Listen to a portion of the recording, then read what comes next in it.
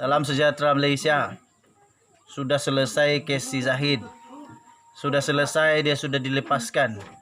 Tapi persoalan yang penting adalah kenapa hakim membebaskan dia. Okey, jadi tuan-tuan dan puan-puan yang dihormati, rupa-rupanya ini antara sebab kenapa hakim bebaskan Zahid Hamidi. Nombor satu, banyak sebab dia, tapi saya kongsi satu dulu supaya kamu tunggu video yang seterusnya. Nombor satu, hakim kata ada kemungkinan uang suapan dikongsi 3 saksi penting, kata hakim. Wow, jadi kalau begitu saksi ini perlu disiasat ini. Kalau betul ada kemungkinan uang suapan dikongsi 3 saksi penting, ini mesti disiasat. Siapa itu saksi itu?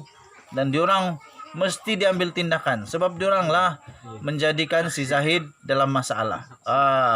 Tapi kita baca dulu ya. Terdapat kemungkinan uang suapan yang dikatakan dibayar kepada Presiden UMNO sekarang ini dan pengerusi Barisan Nasional sekarang ini, Datuk Seri Ahmad Zahid Hamidi, telah diagihkan kepada 3 saksi utama pendakwaan yang dilihat melalui gaya hidup mewah mereka. Wah.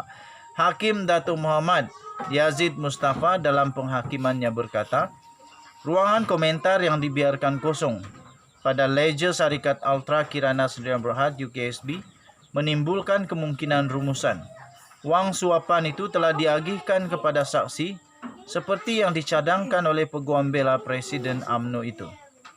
Ketiga saksi utama pendakwaan itu adalah bekas pengarah UKSB Harry Lee Wui Kyun, yaitu saksi pendakwaan ke-15, Wan Koires Shah Wan Abdul Ghani, saksi pendakwaan ke-16, serta bekas pengurus pentadbiran UKSB David Tan Siong Sun, yaitu saksi pendakwaan ke-17. Kalau betul diorang ini ada harapan, ada risiko diorang yang berbagi-bagi itu duit suapan, saya rasa diorang ini perlu disiasat. Nanti kalau tidak, nanti terjadi lagi perkara lain. Jadi bagus disiasat, jangan dibiarkan. Hakim juga yang telah membacakan penghakiman itu yang lebih daripada 2 jam itu berkata, setiap daripada saksi itu memiliki 1 unit hartanah di pavilion. Wow, kaya gila ini. Di mana Wan Koirosh juga memiliki seunit banglo di Putrajaya, 1 unit kediaman berkembar di Cyberjaya, 2 kenderaan Range Rover dan motosikal mewah, serta membayar cukai berjuta-juta ringgit. Wah, baru bayar cukai sudah berjuta-juta. Ini yang bikin trigger ini, bikin sanksi.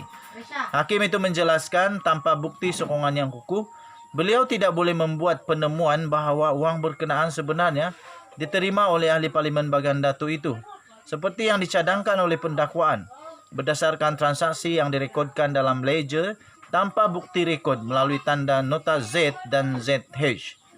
Selanjutnya Muhammad Yazid berkata, Wui Kyun dan Wan Koiresh dalam keterangan mereka ketika disoal balas bersetuju bahawa tiada bukti bebas yang menyokong keterangan mereka bahawa wang itu sebenarnya dibayar kepada Ahmad Zahid.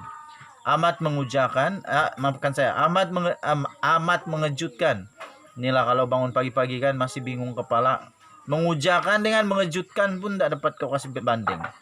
Amat mengejutkan bahawa Siong Sun, yaitu individu yang membuat ledger UKSB, mengakui ketika disoal balas bahawa penyerahan kedua wang suapan berjumlah 3 juta ringgit Malaysia yang dimasukkan dalam sebuah bagasi adalah keterangannya yang difikirkan kemudian.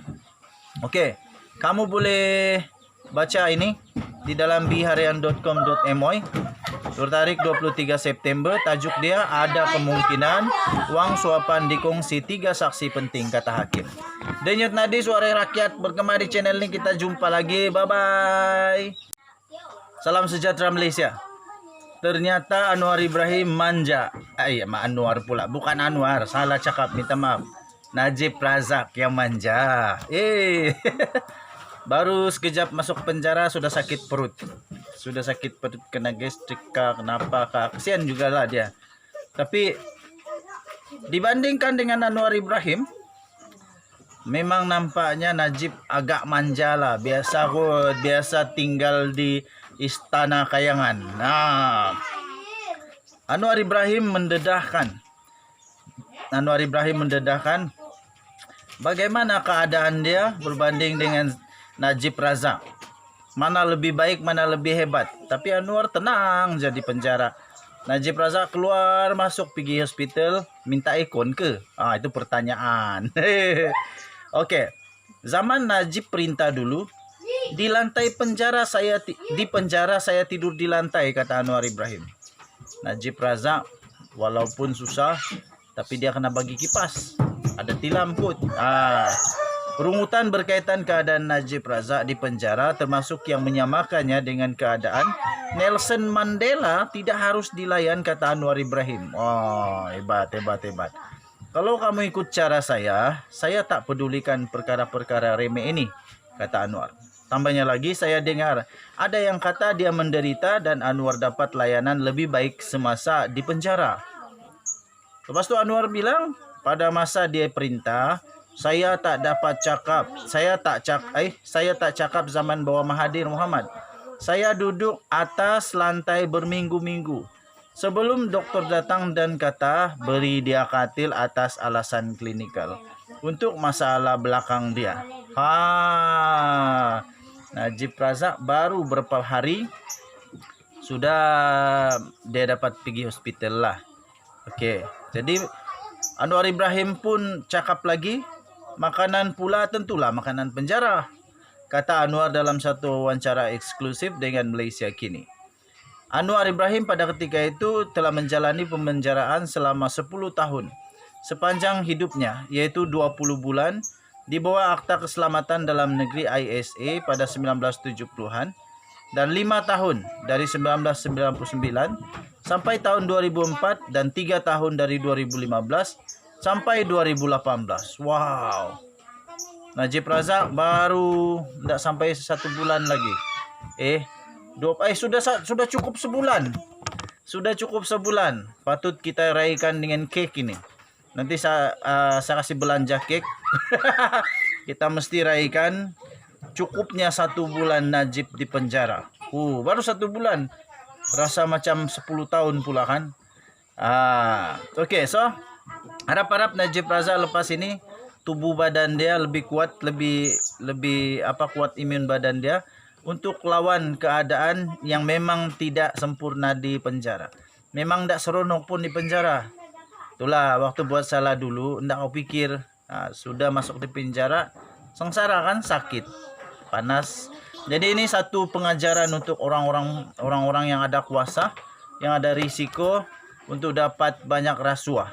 Sebelum curi, sebelum rompak, sebelum minta rasuah, pikir-pikir dulu sebelum susah. Nanti susah baru kau susah. Okey, selamat hari Minggu kepada tuan-tuan dan puan-puan yang dihormati sekalian. Selamat berhujung minggu bersama keluarga.